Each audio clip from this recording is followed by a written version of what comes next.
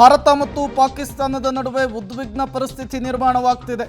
ಬಾಂಗ್ಲಾ ಮತ್ತು ಮಯನ್ಮಾರ್ ದೇಶಗಳ ಗಡಿಯಲ್ಲಿ ಹೈ ಅಲರ್ಟ್ ಅನ್ನು ಘೋಷಣೆ ಮಾಡಲಾಗಿದೆ.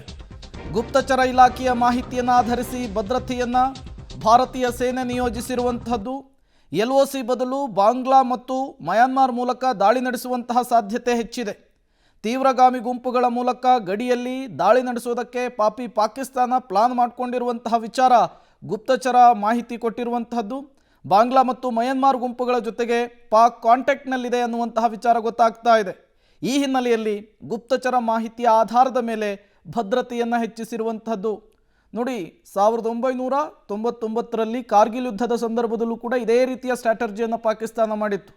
LOC ಬಳಿ ಅಪ್ರಚೋದಿತ ಗುಂಡಿನ ದಾಳಿಯನ್ನು ಮಾಡಿ ಅದಾದ ಮೇಲೆ ಕಾರ್ಗಿಲ್ಗೆ ಎಂಟ್ರಿ ಕೊಟ್ಟಿತ್ತು.